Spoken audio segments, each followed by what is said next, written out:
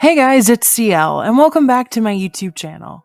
I make brand new Critical Role recaps every Monday at noon, and would be happy to have you join the party. If you haven't already, don't forget to subscribe and hit the Bertrand bell to be notified of future videos. Now, without further ado, let's discuss the 65th episode of Campaign 3 of Critical Role. The episode kicks off kind of guns blazing. Lana is upset about the quote-unquote fun time that Team Wildmount had with Frida and Deanna, and the trio who ventured to Asilra are sort of explaining how they didn't exactly have an easy time being separated from their friends. Marisha put it very well in the most recent episode of Four-Sided Dive, where she's like, your best friend went on vacation to Europe and fell in love, and we're just stuck here in a shitty summer job, and all I could think about was their friend abroad who wasn't even texting them because they were having so much fun with the voice. I kind of really like that they don't sweep past their experience in Asilra and were open with their friends about what was going on. It reminded me of that episode of Friends where Rachel, Phoebe, and Joey had to explain that they don't have as much money to do like the fun things like going out to the concert for Hootie and the Blowfish, but then they don't want to take charity and it's super awkward, and it reminded me a lot of the group dynamic, and then Monica ends up making out with someone from Hootie and the Blowfish when they have fun at the concert that their friends can't afford without them, and it just felt very similar. Sorry, tangent. FCG even gets sort of upset, wondering whether they fell too quickly for Frida, and doesn't want to leave Laudna in the lurch while she feels so wronged. Which I see both sides too. Like, yeah, you probably could have made it seem less fun and gallivanty, but you shouldn't have to apologize for finding someone special and wanting to be with them. The group decide to split up to get some errands done with the intentions of teleporting to Zephyra to speak with Keyleth at Orm's request in the morning. Ashton and Letters go to visit with Milo at the Crook House and ask the Tinkerer to do some modifications to the Barbarian's glass hammer. While we still aren't sure exactly what was done, we do know they utilized some of the chaotic refracting crystals Team Asilra found at Hevestro's cavern. There was also a nice talk between Robot and Barb where they discuss Ashton becoming a better person, that they're finally channeling their pain and their rage into something bigger than them. I love this growth of the character, and though Ashton for me is one of the biggest question marks at the table, which is just a Taliesin special since there's still shit about Mollymauk that I have questions about, I'm hoping we can delve deep into his character maybe once all the moon shit's dealt with. Imogen and Laudna decide to go check in on Shadana, who is very happy to see them, and has the pair go do some grocery shopping for her. While getting the long list of items and procuring a fancy new outfit for Laudna, Imogen shares how freeing it feels not to have all of these voices in her head, that her circlet's working, but that it's strange not knowing what Laudna's thinking. The dead girl smiles and tells her that she doesn't have to read her mind to know her thoughts, and Imogen, out of the blue, asks if she can kiss her. Let's go! Amadna is real. Even Marisha is floored. It's my favorite part of the episode. She falls out of her chair. But Laudna also delves into her troubles, admitting that she feels like she's a bad person, especially since when Imogen wasn't there to help anchor her, she did some very bad and dark things.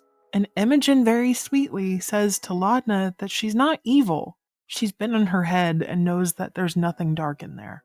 And they kind of mutually bond over their own, self-sabotage. It's really cool. On the way back, the pair find lewdness. Well, a magical projection of lewdness, giving the same speech he did at the Malleus Key. And there's a crowd surrounding it before some guard come and smashed a magical globe that was projecting it. It seems our least favorite wizard is trying to gain a following when it comes to killing the gods. He seems so powerful, I can't imagine how much more dangerous he'd be with an even bigger army. Meanwhile, Orm, Chetney, and Fern go to visit Ajit Dayal to get a better sense of what's been going on in Drusar since the solstice. Seems that the Quorum has invited those as far as Asilra and the Stratos throne to potentially ally with them. While no one really knows what's happening, not even Ajit, they've heard people speculating that it may be a new Apex war brewing, or maybe even a second Calamity, which PS is what I think is about to happen.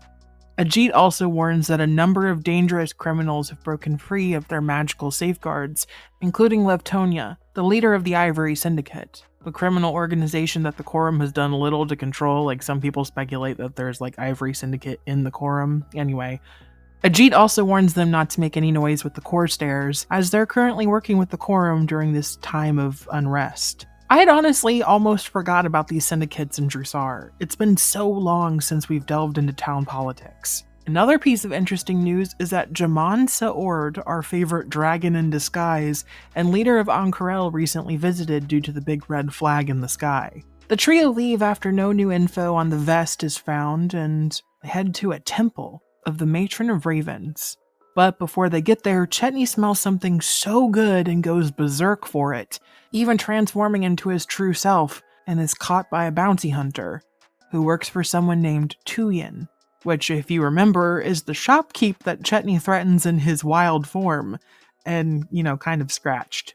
I don't blame her for coming after his ass, even if she did price gouge him. But Fern and Orem are able to deal enough damage to scare him off. Well, Chet went invisible and Orem was charmed, but hey, the hunter went off. And the trio head off to the temple and have a little prayer sesh in which they are given a vision by the Dusk Maven. They accept a drink by one of her acolytes and find themselves in an alternate version of the temple. They walk out to a bright red sky over the Malleus Key site and see the circle orb that Vax became and hear him screaming. Forever, in constant agony. It seems like our boy is stuck in an endless, persistent pain while trapped in that state. The party regroup and discuss everything. Well, except for Laudna and Imogen's thing, but basically they all talk about gods and each of their perspectives and end up agreeing that they're gonna disagree on everything, and that the only thing that they do agree on is that lewdness is bad and needs to be dealt with. Fern tries to scry on him and it fails like it did when Prism tried it, but FCG tries on Liliana, Imogen's mother, and it works. She's with lewdness, on the moon Ruidus, and they're within a city of some sort. The next day, they're unable to teleport because the staff doesn't have enough charges, and we get 2 more scry spell tries. Though the first one fails to find Ira, the second succeeds, and we also find him on Ruidus, meeting up with a Rylora in patchwork armor. What do you think it means? Is he on our side or not? What do you think the harness does?